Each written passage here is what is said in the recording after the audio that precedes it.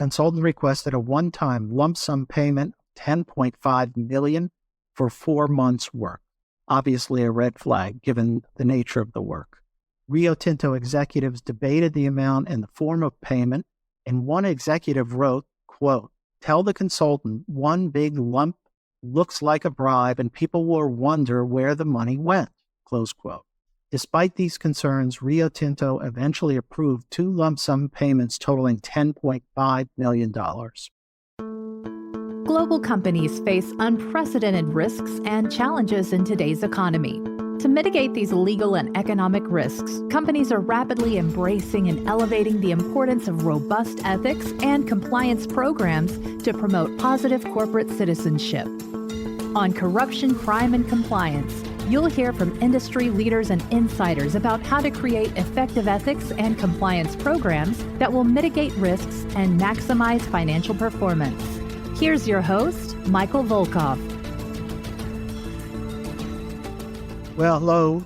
We're here for an FCPA catch-up. There are 3 items I wanted to talk about. One was the Corsa Coal declination, the Flutter enforcement action, and the Rio Tinto enforcement action, both of which were SEC enforcement actions. And then we have the declination, obviously, from the Justice Department. So let's start with that. The Corsa Coal earned a declination, and only a few companies have earned that, 17 to be exact, over the years. And as part of DOJ's push on voluntary self-disclosures in changes to its corporate enforcement policy, they really are encouraging companies to come in and voluntarily disclose when they find bad behavior. There's been more of a balancing going on as to whether or not it's a good idea to do it, and sort of a plus-minus type of cost-benefit analysis. And that's led to some companies not coming in and just immediately disclosing to the department and sort of fixing the problem, addressing the problem, and then just taking the risk as to whether or not they'll get detected. But we did have a situation here with Corsa Coal, which earned the declination. They cooperated, and they also resulted in the prosecution of 2 of its former executives, one of which pled guilty, and the second of which is still pending the case against him, and I'll outline that too. In the end, Corsa earned a declination and was able to get a significant reduction in disgorgement based upon inability to pay. Under the DOJ policies, they were supposed to pay $31 million, but they reduced that to $1.2 million because of the inability to pay. So from early 2016 to 2020, Corsa executives and agents paid illegal bribes to Egyptian government officials to retain lucrative contracts to supply coal to Al Nassar Company. And that's an Egyptian state-owned and controlled coke company, meaning coke and chemicals. And Corsa paid approximately $4.8 million to a third-party intermediary that Corsa's employees knew would be used, part of that $4.8 million, to pay bribes to government officials, including the chairman of Al Nassar. In exchange, Corsa secured approximately $143 million in coal contracts from Al Nassar and earned $32.7 million in profits. That's where your disgorgement came from. Now, in 2021, Frederick Cushmore, the former VP and head of international sales, pled guilty to FCPA conspiracy because of his involvement in this. A year later, and I think with the cooperation of Cushmore, Charles Hunter Hobson, the vice president, was indicted for violating the FCPA, money laundering, and participating in the bribery scheme. Hobson was responsible for the business relationship with Al Nassar, and he served in a variety of positions at Corsa from 2013 to 2018. Like I said, Cushmore appears to be cooperating in that case against Hobson. The corrupt commission payments here were transferred from a U.S. bank account to a UAE bank account, and Hobson secretly took a portion of the commissions paid to the third-party sales intermediary, and Hobson's case is still pending, like I said. DOJ, in giving out the declination, cited Corsa's timely and voluntary self-disclosure, full and proactive cooperation, the nature and seriousness of the offense, their timely and appropriate remediation, including terminating the people involved, and Corsa's agreement to disgorge its ill-gotten profits. Interestingly, under the DOJ's inability to pay policy, Corsa's earned profits equaled $32.7 million, like I said, but they met their burden to establish an inability to pay with the assistance of an independent forensic accountant expert. And DOJ determined that a payment in the excess of $1.2 million would substantially threaten the continued viability of Corsa. So Corsa gets through this, gets a declination. Now let's go to the two SEC cases. The first one was Flutter Entertainment. Flutter Entertainment, which was the previous owner of PokerStars, agreed to pay the SEC $4 million for improper payments to Russian-based consultants stemming from conduct committed by the Stars Group, which was PokerStars' previous owner. So when Flutter acquired this company and they acquired the Stars Group, they brought with it an FCPA violation. And that's what point we always say when acquiring a company, you've got to conduct due diligence and make sure that you do not find any FCPA violations or any problems like that. So Flutter had purchased PokerStars in 2020, and Flutter is an Ireland-based global gaming and sports betting company. So again, this was in the acquisition process. This was uncovered with regard to Stars Group in their operation of PokerStars as well. Now, the SEC cited Stars Group's payment to Russian-based consultants, which was approximately in the amount of $8.9 million, which was to push for legalization of online poker in Russia.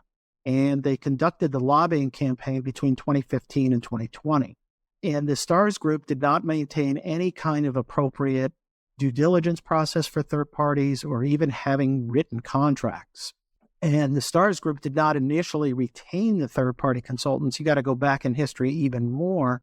The Stars Group themselves acquired this operation from a 2014 acquisition of Old Ford Group. So after acquiring PokerStars, Flutter implemented changes to its compliance program and accounting controls to keep up with Flutter's operations, and Flutter implemented a number of compliance and organizational enhancements. Now, Star Group's payments to the Russian consultants over the 5-year period were made to reimburse for purchase of New Year's gifts to individuals, including Russian government officials, and payments to a Roskomitzur, a Russian state agency responsible for administering internet censorship filters. And the SEC described several specific examples of improper payments. In June 2015, a consultant submitted an invoice for $57,000 for reimbursement of payments to lawyers to draft legislation for the Duma to legalize online gambling. However, there is no record of any services that the attorneys provided or the nature of the legislation and whether the services were actually provided. But the consultant sought immediate payment of the invoice, noting that the legislation could be rejected if we do not pay this week. And the employee responsible for reviewing the expense made no further inquiries and approved just payment of the invoice.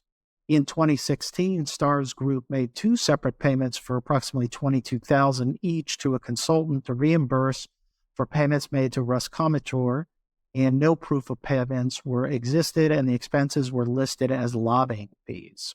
Now, the Stars Group initiated this enforcement matter by voluntarily disclosing to the SEC after beginning their review of potential bribery violations.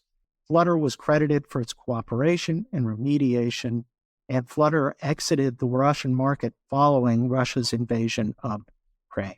Stars Group adopted a policy requiring now risk-based due diligence, written contracts, and approval by the CEO and general counsel of all consultants, lobbyists, and lawyers.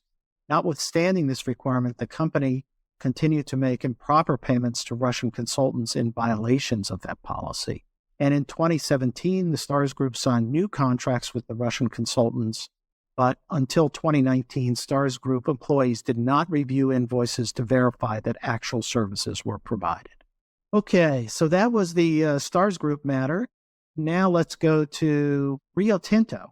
Rio Tinto paid $15 million to resolve FCPA violations that occurred in Guinea. Rio Tinto, the global mining and metals company, agreed to pay the SEC $15 million to settle FCPA violations arising from a bribery scheme involving a senior Ghanaian government official. Between 1997 and 2006, Rio Tinto was granted mining and exploration rights to 4 section blocks in the Simandou mountain region. In late 2008, after a change in administration, the Guinea government revoked Rio Tinto's rights to 2 of the 4 mining sections because of Rio Tinto's failure to develop the mines in these areas. And the Ghanaian government awarded the mining rights to Rio Tinto's competitors.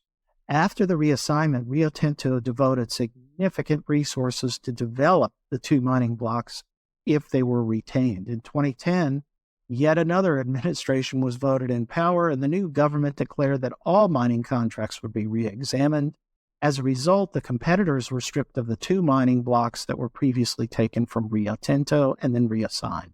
In March 2011, Rio Tinto engaged a French investment bank to assist it in connection with their desire to regain the mining rights in the mountain region. The consultant had existing contacts to the senior Ghanaian government official because they were former classmates at the Paris Institute of Political Studies.